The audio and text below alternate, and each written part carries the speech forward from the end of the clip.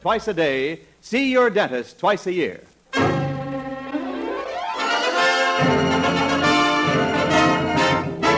Pepsodent presents The Man Called X, starring Herbert Marshall. With the music of Felix Mills. Produced and directed by Jack Johnstone.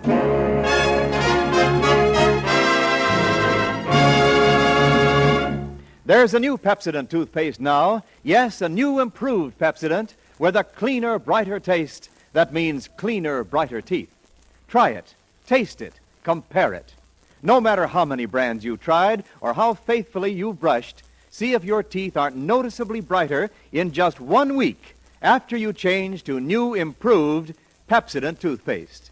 You see, new Pepsodent toothpaste contains twice as much irium, the exclusive cleansing ingredient. New Pepsodent toothpaste with twice as much irium removes the film that makes your teeth look dull, uncovers the natural brilliance of your smile. Try it, taste it, compare it. And now Pepsodent presents Herbert Marshall as the Man Called X, international troubleshooter who flies the ocean at the drop of a hat, who charms the ladies, but is death on crooks. Herbert Marshall as the Man Called X.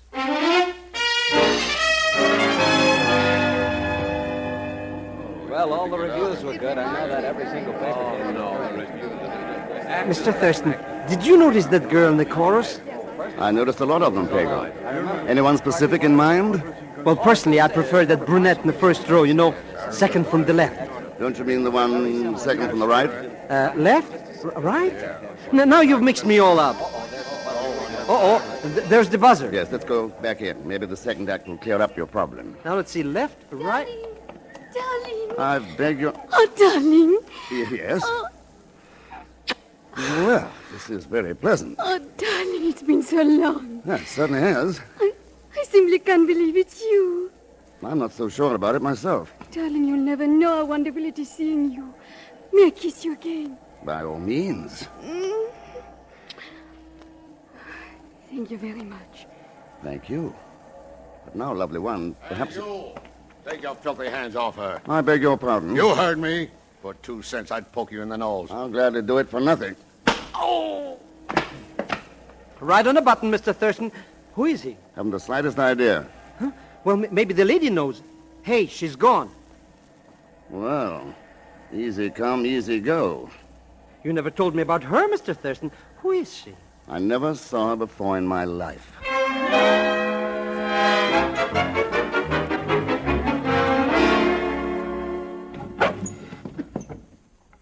Now, let's see. I take a couple of extra shirts. Why are you being so mysterious, Mr. X? Why don't you tell us where we're going? We're going. Well, I mean, you and me. Well, I guess that's all I'll need. Pegon, my friend, take care of yourself. Try to keep out of mischief, will you? Wait a minute, Mr. Thurston. What's the answer? Goodbye, Pegon. But you know you always take me with you. In fact, I usually get there first. So long, and when you leave, don't forget to lock the door after you. Mr. Thurston, you can't do this to me. Mr. Thurston!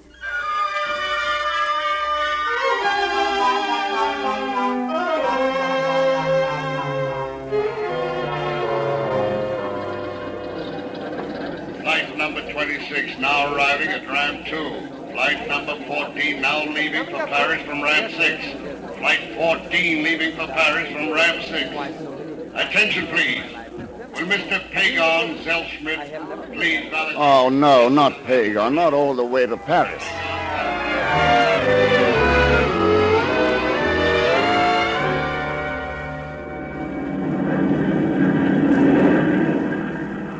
Pegon, it's sometimes embarrassing, but I must admit I admire your ingenuity. In that case, Mr. Thurston, you'll be only too glad to reimburse me for the extra $10 I had to slip to the passenger agent. Well, I suppose I may as well pay up now. Otherwise, our conversation on the way to Paris will be pretty monotonous. I know what we can talk about. Yes? Look, Mr. Thurston, you're not taking a holiday? No. Yes. Well? Pegon, did you happen to notice the Lavaliers she was wearing? Uh-huh, a clue. Who's Lavalier? A girl doesn't usually wear such a magnificent piece of jewelry like that. Unless she... Wait a minute. Now, let me guess. I have it. The lady who kissed you right in the lobby. Then you did notice the Lavalier. She was so ravishing I didn't see anything but her. Too bad. Why? I'd like to get a better look at that Lavalier. Well, I don't blame you, but you said you didn't know her. How are you going to find her? By simply not letting her out of my sight. Pegon, why do you think I took this particular plane?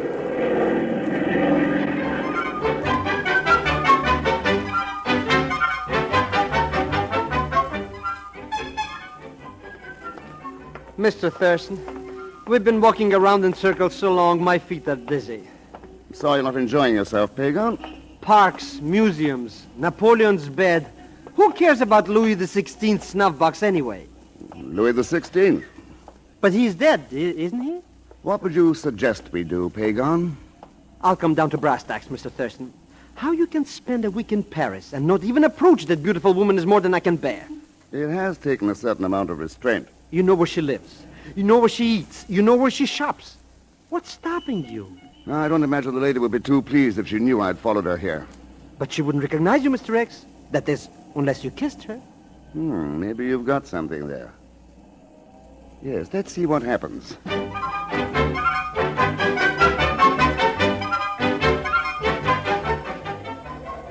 And now, mademoiselle, may I show you the latest thing in best blouses? Merci, no. Perhaps a culotte that are so chic for bicycling this summer. Merci, monsieur, but that will be all. Certainement. Such a pleasure to serve you, mademoiselle. Bonjour. Darling.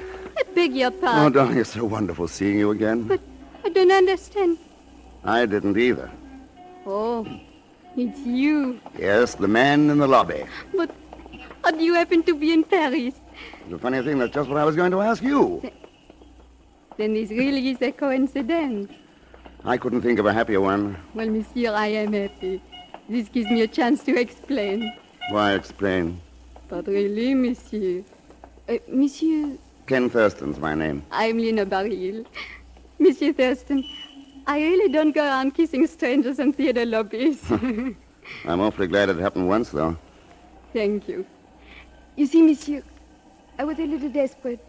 I needed a friend, but I was a stranger there. I knew no one. You made a friend. I was very aggressive, I'm afraid. Yes. It was a gamble. I had no way of knowing how you could respond. Mademoiselle, you underestimate yourself. I still have not explained, Monsieur Thurston. That man you knocked down, I had to get away from him. Someone you knew well? No, someone I detested. I was very unhappy when he turned up in New York. That night in the theater, he became abusive. You were very kind to play out my little drama with me. Well, perhaps we could rehearse another scene. At dinner tonight? That's nice of you. And I would be ungrateful if I did not accept. But, monsieur, it would be impossible tonight. Tomorrow? Perhaps the day after tomorrow?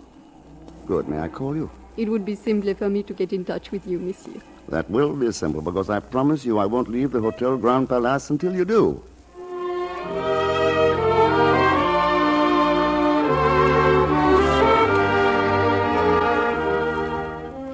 And then what did she say, Mr. Thurston? Oh, she explained that it wasn't habitual, Pegon. Then what did you say, Mr. Thurston? I told her I understood. Then what did she say? Tell you later, Pegon. Yeah? Ready on your call to New York, Monsieur Thurston. Thank you. Go ahead, New York. Hello. Hi, Chief. Ken Thurston. What the devil are you doing in Paris? Sorry I didn't check with you, Chief, but it was sort of personal. You see, a lady kissed me. Who did what? She was very beautiful, and I didn't know her. That makes sense. Go on. So I thought I ought to know her better. Oh, that's great, Ken. I hope you're having a wonderful time. Not bad so far. Nice of you to call and let me know. Listen, Chief. If a ring shows up at the bureau, a ring in the shape of a fleur-de-lis, set with diamonds, rubies, and emeralds, will you let me know? It's a long chance. Hold on, Ken. Hold on. Are you psychic? You couldn't know that. Oh, then it has turned up. Day before yesterday. How did you know? Part of the missing Rotterdam collection, isn't it? Yeah, sure. That's what I thought. Chief, do me a favor. Send that ring over on the first plane. But, Ken... Thanks. Tell you all about it later. Hey, now, wait a minute. Huh? Ken, what in the name of common sense are you doing? Why, Chief, don't you think one kiss deserves another? Bye. Mr. Thurston, I am beginning to smell a rat. Already? So you did get a closer look at that Lavalier? Sure. And it was a fleur-de-lis set with emeralds, rubies, and diamonds? Uh-huh. You know, Mr. X, this is getting very interesting. You were beginning to worry me, Pegon, but now that you have that old familiar gleam in your eye, I'm reassured. Thank you. But what's this got to do with Rotterdam? Pegon, in 1940, when Rotterdam was leveled by Nazi bombs, one of the largest jewelry collections in Europe vanished. Uh-huh. For 6 years, nobody saw a trace of it. But recently, one at a time, these jewels have been turning up in various parts of the world, especially in America. Why didn't somebody tell me this before? I'm going back to America right away. Too late, Pegon. I have a notion most of those gems are where you can't get at them. In the Bureau. Why, you don't think I wasn't thinking of myself, Mr. Thurston? Who else? Oh. Well, goodbye. Just a minute. Did you say something, Mr. Thurston? Pegon, the last guy who tried to get that Lavalier got a punch in the nose. Remember?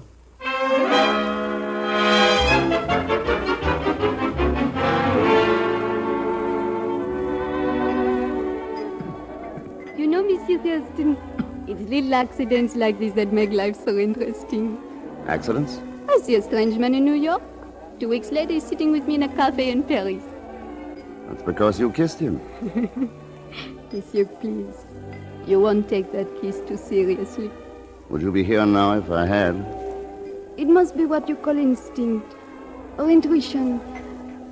I must have known at once that I could trust you. You put me at a great disadvantage, Leonore. How do you mean, Ken? Now that you trust me, my hands are sort of tied. You know, you're not a stranger.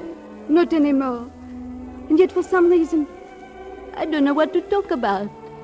Well, there's music, paintings, books. But let's start with you. Me? I have a confession to make, Leonore. Oh? I came over on the same plane with you. You did? Said, why didn't you? I had a strange idea that perhaps you'd think I was following you. Why should I think that? You're forgetting again. You kissed me. Oh. And you're not going to let me forget that. I can't. I guess we had better find something else to talk about. We could talk about another favorite subject of mine. Jewelry. You're a collector? An admirer. That Lavalier you're wearing is beautiful. You like it? Very much. I'm glad it was a gift. Such a magnificent gift. My fiancé. Oh. Ken, do you mind? I told him you and I would be here for dinner. Why should I mind? I'd hoped you'd understand. He was very anxious to thank you for what you did for me. That's nice. It's very nice. Am I so amusing? No, Leonore, you're not amusing. Oh, no, you're wonderful. Oh, I see. You're very kind. You invite me to dinner, so I reward you with, what do you call it, my boyfriend? That's the general idea. I'm sorry, Ken. Why be sorry? I'm anxious to meet him. I'd like to congratulate him on his girlfriend. We should be here soon. In the meantime, shall we dance? Love to.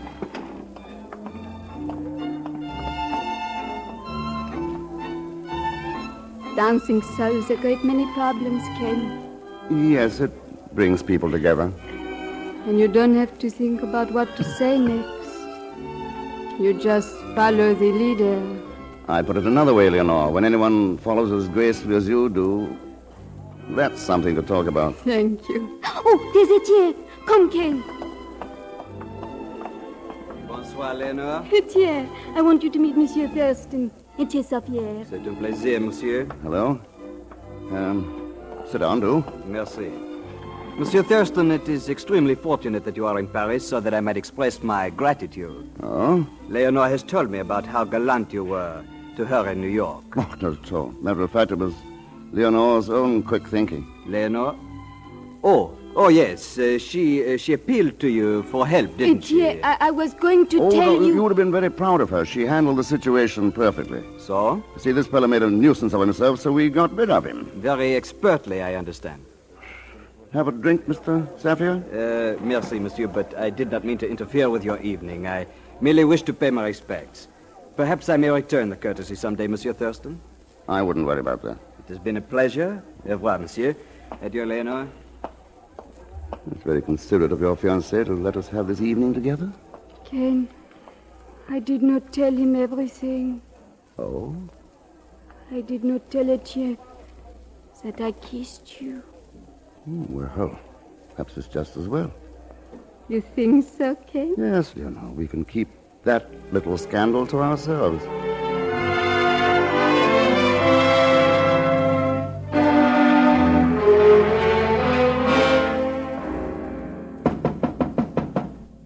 Yes? Oh, it's you, Etienne. Did you expect someone else, Leonore? Of course not, darling. You enjoyed yourself tonight?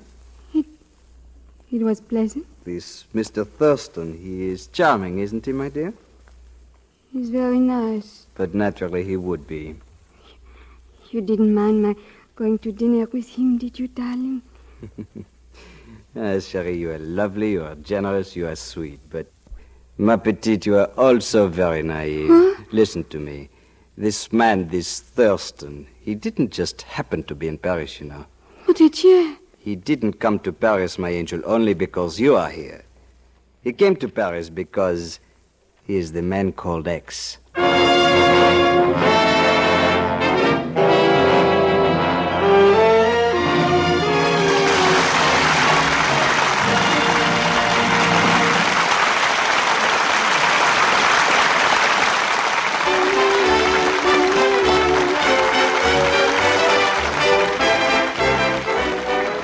No matter how many toothpaste you tried, no matter how good a job you think your present brand is doing, change now to the new Pepsodent toothpaste. And in just 1 week, see if you don't find new brightness in your teeth, new sparkle in your smile.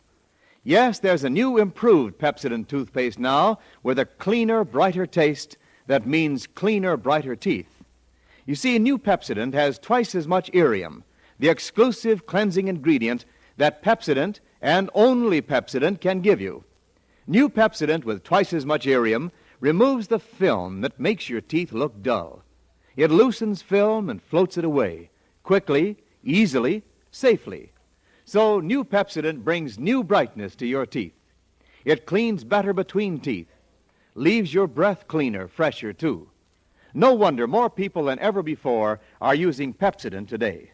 So despite any other brand you've tried, change now to new improved Pepsodent toothpaste. And in just 1 week, see the difference.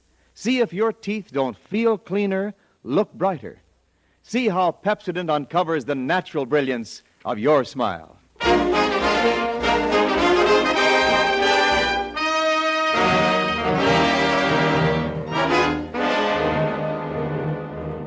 And now to return to Pepsodent's Man Called X, starring Herbert Marshall.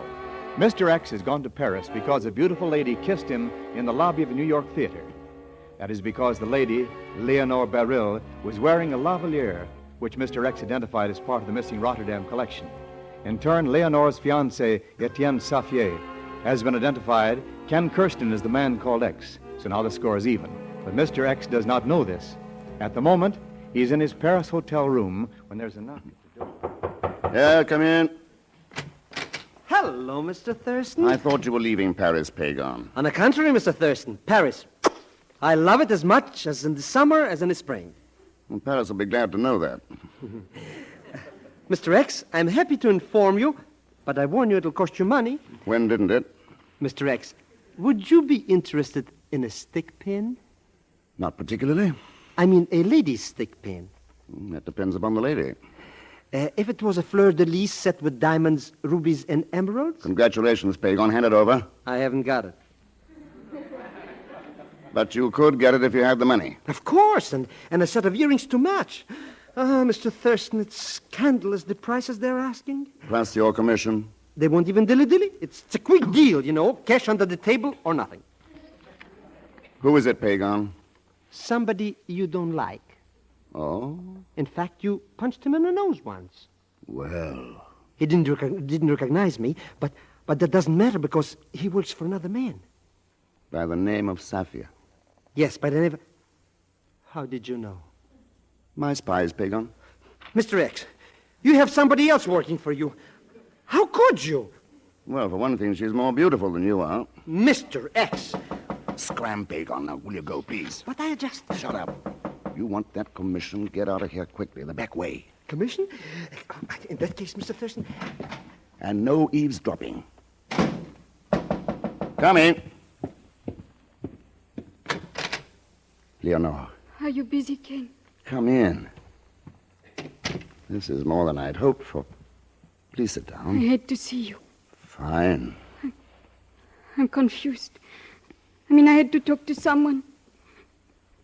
Ken, it's finished. Between Etienne and me. Leonore. He's jealous, Ken. Of you. Because I took you out to dinner? I've been honest with you, haven't I? Yes. I've been honest with Etienne also. I cannot lie. I cannot dissemble. Etienne could read the truth in my eyes at once. Do you know what I'm trying to say, Ken? Or must I? Must you what? Darling. Darling, don't make me say it. Darling? Yes, Ken, from that first moment. I didn't realize until Etienne said it for me. With that first kiss, the whole world turned inside out. There was nothing left but you. Leonore. That first kiss. I was just pretending then. But Ken, I don't want to pretend anymore. Darling. Darling, darling, darling. Nevertheless, my sweet, that was an awfully good job of pretending. Ken. You are still pretending, aren't you? What do you mean, Ken? Isn't it about time you told me the real reason for all this? You don't believe me? No. I hate you. I don't believe that either. Don't, Leonore. No. No, I don't hate you, Ken. But you were told that you should hate me, weren't you? Now, you don't have to answer. Just listen. Ever see this ring before? Ring? It matches my Lavaliers. Yes. And with a little trouble and a good deal more money, I'm sure I could produce a pin and probably earrings to fill out the set. What are you trying to tell me? Will you mind the outline of a long story?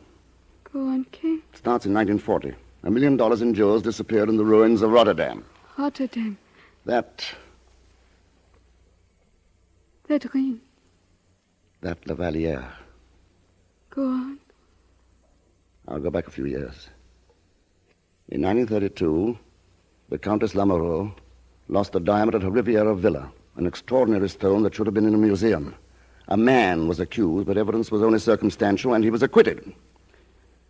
Sometime later, in 1936, Lord Larchmont's fabulous emerald-headed cane was stolen at Brighton. A man was held, but later released for lack of evidence. I could give you other instances if you want. The man? Same man. Different names. I could show you his photograph if you wish. No, Ken. Oh, I've been very cheap. I came here to... He wanted me... Oh, there's no reason for you to believe me, but... I didn't know. I believe you. Here, Leonore, will you wear this ring? But I... Memory of a kiss? Okay.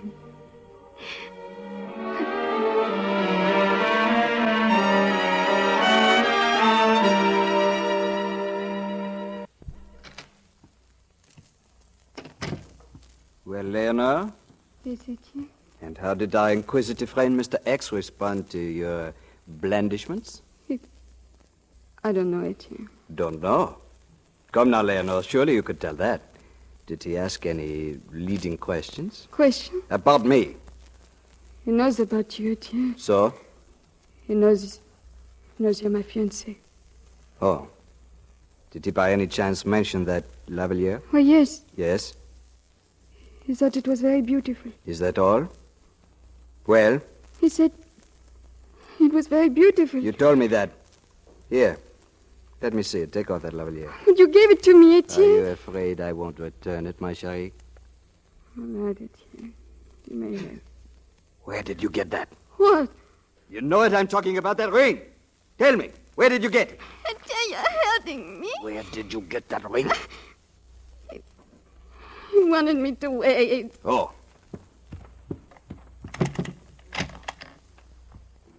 Right. Out with it. What does he know? Eddie, please. Does he know why I gave you that Lavalier? Why I sent you to America? I don't know why you did. No, you don't. But you served me well without knowing. Now that you do know, my precious, it is a tragedy. Oh, no. Thurston, you... Right on the schnozola, Mr. X. He's out cold. Tell the gendarmes to come in, Pegon. With pleasure. You know, I don't know why it is, Leonore, but every time I'm with you, I seem to poke somebody in the nose.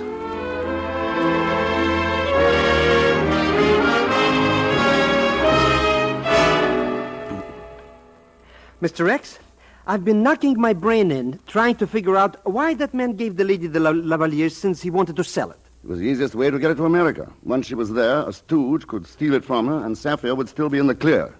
If only she hadn't kissed you, eh? That, Pegon, is what is called one of the imponderable factors in the case. It's a funny name for a kiss. Come in, Leonore. I'm not Leonore. By golly, you're not, are you, Chief? Nice flight over? Delightful. I just couldn't wait to get here and find out what you've been doing. You got here just in time. Oh. Great work, Ken. Great work. Now, what do we do? You can have your choice. The Bal Masque, the Moulin Rouge. Huh? Don't worry, Chief. I'll line up a beautiful evening for you. That is, if Leonore can find a friend.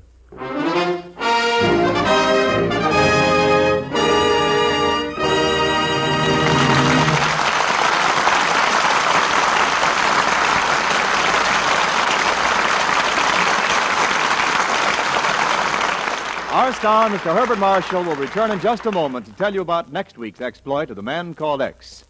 But first, a word about Pepsodent. Try it, taste it, compare it. Change now to new Pepsodent toothpaste, and in just 1 week, see the difference. Yes, new Pepsodent has a cleaner, brighter taste. That means cleaner, brighter teeth. New Pepsodent toothpaste with twice as much irium removes the film that makes your teeth look dull, uncovers the natural brilliance of your smile.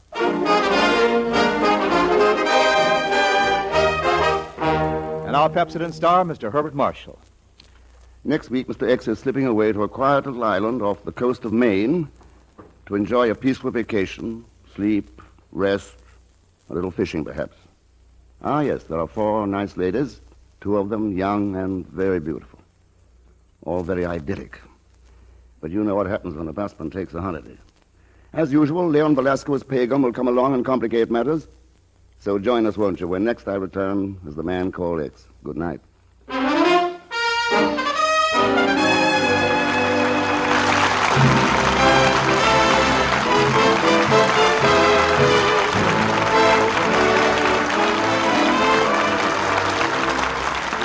Pepsodent's Man Called X is written by Milton Merlin with music composed and personally conducted by Felix Mills. The entire production is under the direction of Jack Johnstone. So until next week, same time, same station, this is Wendell Niles reminding you to change to Pepsodent toothpaste now. For Pepsodent, and only Pepsodent, contains irium. Mr. Herbert Marshall is soon to be seen in the 20th Century Fox production, The Razor's Edge. All characters and incidents used on this program are fictitious. Any resemblance to actual persons or incidents is purely coincidental. This is NBC, the National Broadcasting Company.